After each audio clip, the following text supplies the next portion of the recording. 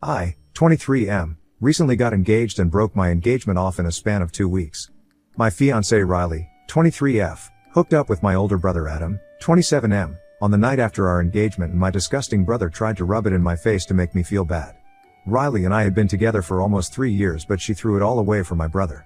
On the night of our engagement, she told me she was thrilled to be marrying me but went back on her word the very next day when she hooked up with my brother. I was very upset about it and broke things off through text and blocked her. I also changed the locks on my house so she wouldn't be able to come back home.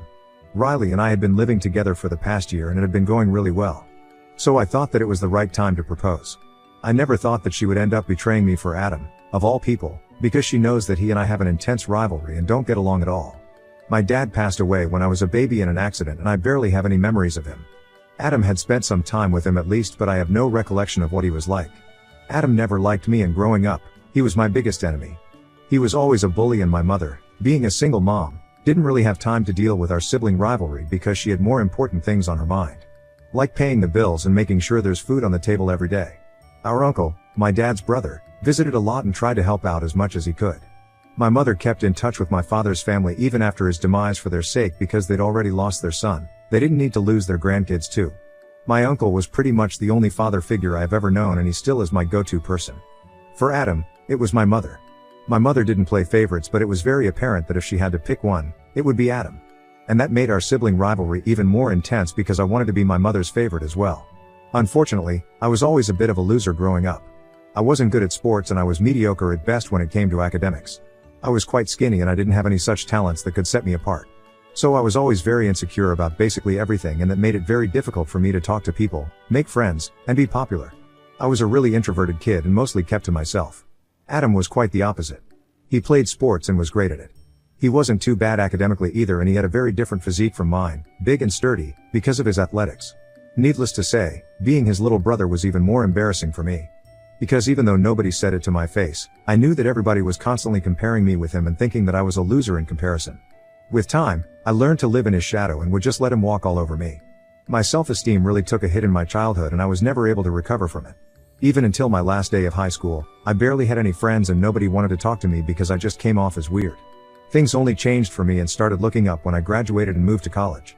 I was a new person there and nobody knew me as Adam's little brother. So I really grew into my own now that I didn't have to deal with Adam's constant bullying and could finally be my own person.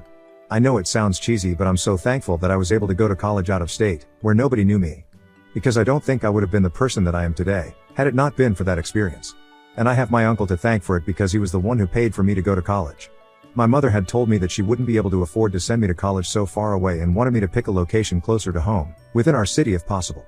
But I had my mind set and my uncle offered to cover me and stepped up. I made a lot of friends there and graduated at the top of my class. My mother and uncle attended my graduation ceremony, but Adam didn't, even though I'd been present at his. After moving out, Adam and I didn't really keep in touch, for obvious reasons. He hated me for no reason and I hated him because he made my childhood and teen years a total nightmare. I was glad to be rid of him and we only met on the holidays or whenever we would come back home for birthdays. It's been years and that's the arrangement that we stuck to. We didn't consider each other family beyond the confines of our house. But I did console him and send him a message when he lost all his money a couple of years ago. He'd quit his job and tried to start his own business but failed miserably, and my uncle and mother had to bail him out since he was neck deep in debt. He couldn't go back to his old job, so he had to move back into our mother's house for a couple of months until he was back on his feet. Even when he finally did find a job, it wasn't as great as his previous one. But he took it because he wanted to move out of his mom's house since he was well in his 20s and he felt embarrassed to still live with his mom. This is what my uncle told me, and it was quite upsetting because his life had completely unraveled. I felt bad for him and sent him a message of consolation, but I think he misunderstood it and thought that I was bragging or making fun of him. So he blocked me and ignored me for the next couple of holidays. We weren't chummy when we met but tried to keep things civil and at least greeted each other, no matter how coldly. But after that message, there was no talking to each other. I would like to say that Adam's life got better, but it didn't. He took the failure of his business really hard, and every time I saw him after that, he seemed worse for the wear. My uncle told me that he had switched jobs 7 to 8 times after that, but didn't seem content with any of them. His clothes got shabbier and we could physically see the state of his mind reflected in how he acted at family gatherings.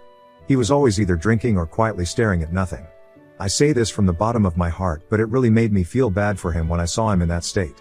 I had always hated him growing up, but now, it was just very difficult to hate someone who was already going through so much. My uncle always tried to include him in our conversations, but he didn't seem interested and would always take off early. I had also started bringing Riley to these gatherings after we had been together for a year. She knew about Adam and even seemed concerned about him, but there was not much that we could do.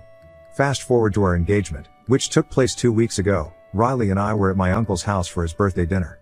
I had asked him first and made sure that he was okay with me proposing to her at his dinner party, and he was, so I went ahead with it. The family would all be there anyway, and my uncle had a beautiful house with a lovely garden, so it was just the perfect place. I had even invited her parents, but they weren't going to show up until after the proposal, so she wouldn't be able to guess what was about to happen. After my uncle had cut the cake and stuff, I took her outside and popped the question. She said yes, and then we went back in to announce it to everyone and celebrate. I did notice that Adam left within minutes of me making the announcement, but I didn't think too much of it because I was quite busy with everybody else that evening. And also, he usually does take off from family gatherings quite early, so it wasn't anything out of the blue. Riley and I had a great evening, and then we went back home. She didn't mention anything about Adam or his weird behavior to me after we got back home, which she usually does whenever we go to any family event of mine. We were both really wine drunk and tired, so I was knocked out as soon as my head hit the pillow, but I did wake up accidentally around 2 in the morning because I had to use the loo. When I woke up, I realized that Riley was still on her phone, and when I asked her who she was talking to, she told me that she was telling a couple of her friends about the engagement. That seemed innocent enough, so I didn't suspect anything and went back to sleep soon after. But 2 days later, while I was at work, I received a bunch of texts from Adam. It was really unexpected because the last time we had a conversation, he had blocked me. It was just screenshots of his conversation with Riley, and in those chats, they were planning to get together and hook up, which they did. It started with Adam reaching out to her to congratulate her on the engagement, and she asked him why he wasn't present for the rest of the evening.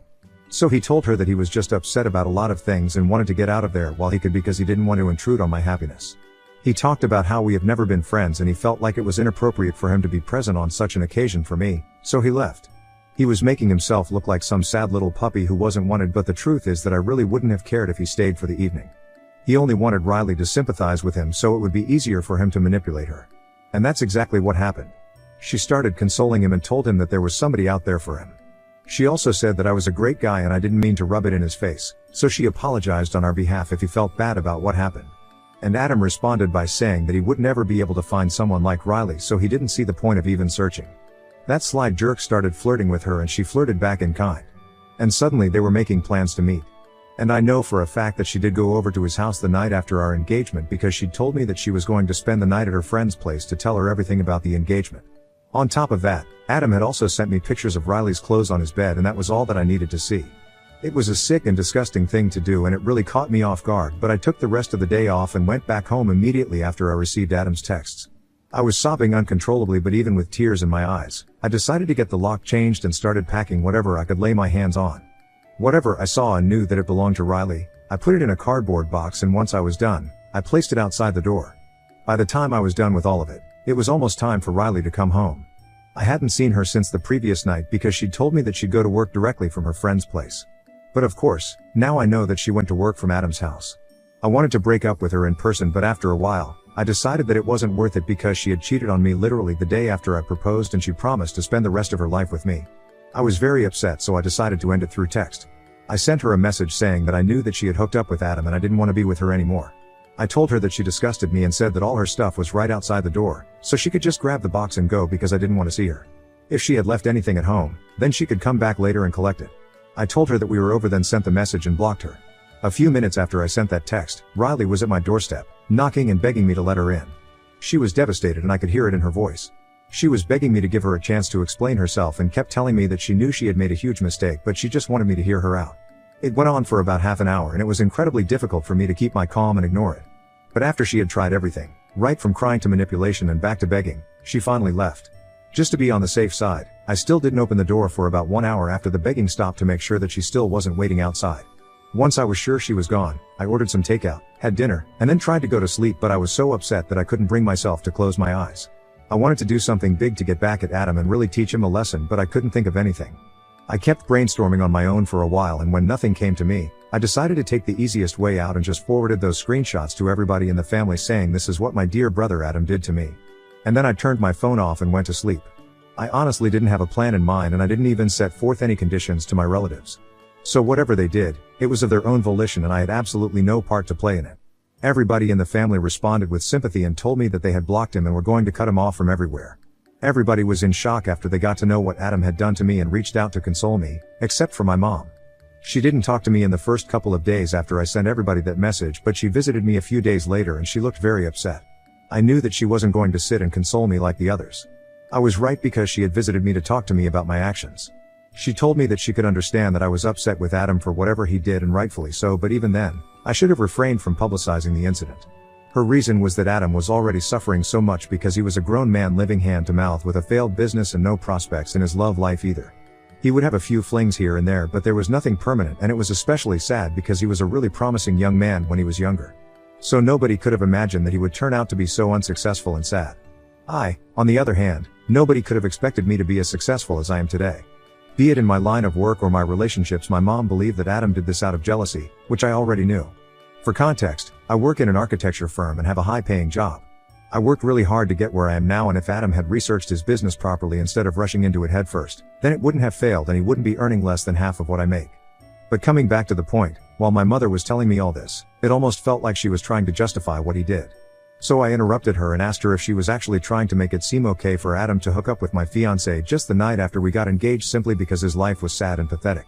She took a minute and then she said that it wasn't okay, but I needed to understand where he was coming from and be a little sympathetic and forgiving. She went on to tell me that the family cutting ties with Adam had hit him really hard and he was miserable. The family get-togethers were the only thing that he had going on for him because he felt embarrassed to be around his friends who were a lot more successful than he was, so he didn't keep in touch with them, and family was all that he had. I was happy about that, and I didn't really care that he was miserable because he had broken up with me and Riley. So he deserved this, and I had no sympathy to spare for him, but my mother believed that I should be the bigger person and talk to everyone to convince them somehow to give him a chance. Not only that, she also wanted me to reach out to him and clear the air. I told her that I was not doing any of it, and she was crazy to even expect that I would reach out to the person who ruined my relationship on purpose. I really just snapped at her. I told her that I knew she had favorites even though she didn't really make it evident. But she didn't have to rub it in my face and make me feel so awful. I told her that if I had done the same thing to Adam, then she wouldn't have been trying to justify it and make it look like no big deal. She probably would have been all up in arms about it, and I knew that for a fact. She tried to deny it and we started arguing. It turned into a big fight where she got very upset and huffy. She left the house after saying that she wouldn't talk to me until I reached out to Adam and tried to sort things out with him. It's been a couple of days since then and my relatives have been checking in on me. Mostly it's my uncle who has been texting with me daily. Riley also sends me messages from time to time, hoping to win me back or at least have a conversation with me, but I haven't replied to her. I haven't blocked her yet either, but I know that I have to, and I will, eventually. The only person that I haven't heard from after our big fight is my mother, and I really feel bad about it. I already mentioned that I knew my brother was her favorite because they always seemed to have some inexplicable bond, even when I was a kid. But my mom never played favorites. That's up until now, at least. I just feel very confused about what she said.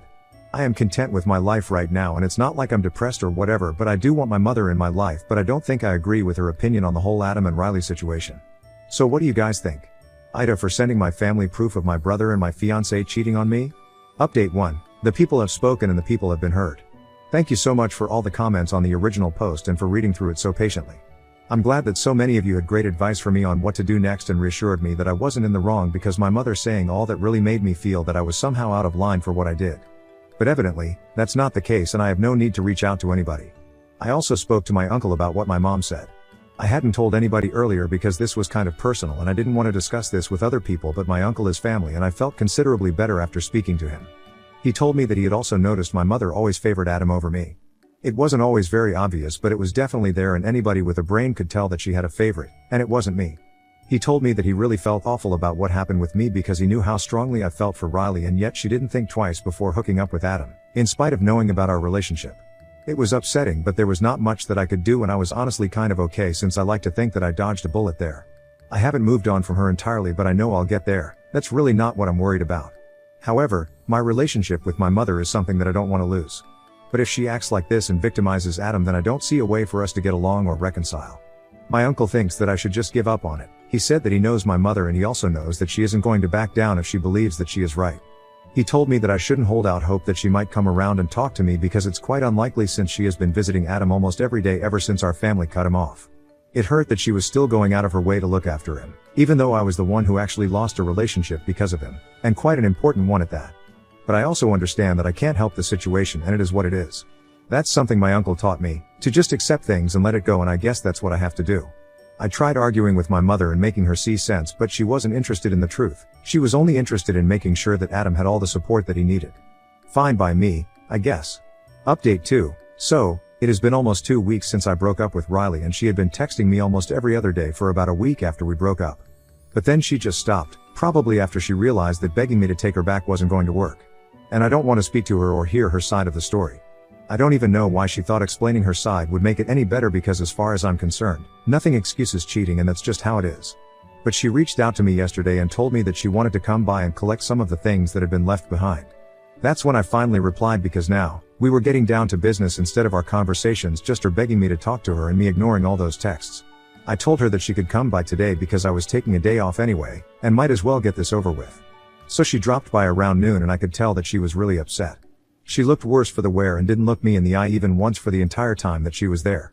I didn't say anything to her either after I opened the door and let her in. There was silence in the house while she packed her things, and I sat on the couch in the living room and avoided looking at her. Once she was done packing, she told me that she was going to leave, and even though I had a lot to say to her, I just said goodbye and then went back to my phone. She didn't deserve anything more than that. And after that, she was just gone for good. It feels weird, but in a nice way, because this just means that I don't ever have to talk to her or be reminded of her by things around the house or her messages. I blocked her a few minutes after she left and decided to celebrate by watching our favorite movie on my own. Still no word from my mother, but with time, it's becoming easier for me to come to terms with it. At least now I know for sure that she would never have taken my side here simply because I'm not Adam. So whatever I did for her would never be good enough, and honestly, I'm sick of trying. My uncle told me that he also had a fight with her recently while he was trying to defend me, and she didn't like it, so they aren't on speaking terms anymore either. I can't believe that she is willing to sacrifice her relationship with both of us just so she can continue defending Adam, even though she knows that he's a jerk. It just doesn't make any sense to me, but I guess if that's what she wants, then whatever. Update 3. It's been a month since I posted here last, and I can't believe that until a month ago, I was still whining about how my mother doesn't love me. But I'm better now, and I just don't care about what my mother thinks. She is just as delusional and selfish as my brother, and that's probably why they get along so well, because they're both horrible people, and I was quite unfortunate to be related to both of them, but now I have no ties with either of the two. And I am so thankful for it, because they don't deserve somebody like me, and neither did Riley. I was always too good for them, and if they couldn't see that, then that's on them. It's their loss all the way. I don't have to feel bad for anything. And that's exactly why I don't feel bad about the fact that nobody from our family talks to them anymore and doesn't invite them to any events. They just have no link to any of us anymore, and I couldn't be happier about it. Riley and I haven't spoken ever since she came back here to collect her things for one last time, because I blocked her afterward. And so did most of our common friends, after they found out the real reason behind our engagement falling through. But my mother did try to reach out to me a few days ago, and even now, she doesn't think that she needs to apologize to me, which is just insane to even think about. Even in the last conversation that we had, she was still harping on about how Adam is suffering and has been diagnosed with clinical depression. I told her that I could give her a psychotherapist's phone number, but nothing else, and I definitely wasn't going to talk to our family members now to make them sympathize with him. And then she started trying to manipulate me by going all emotional and sentimental on me. She was really laying it on thick and said that she had already lost her husband. She didn't want to lose the two most important men in her life now because of some stupid, petty fight over a girl. It was interesting that she saw the fight as stupid and petty, because the way I remember it, the fight was not over some girl, it was over my fiancée. And it was neither stupid nor petty, because Adam had decided to hook up with Riley on purpose, all because he wanted to make me feel bad. So I think I was perfectly within reason to be mad at him and never want to speak to him again. As for the rest of our family, I hadn't coerced them into doing anything. They cut Adam and my mother off because of their own behavior, and I had absolutely nothing to do with that. So if they want to blame somebody, they should blame themselves. This is what I told my mother before blocking her. Now I can finally move on with my life, and they can go to hell, for all I care.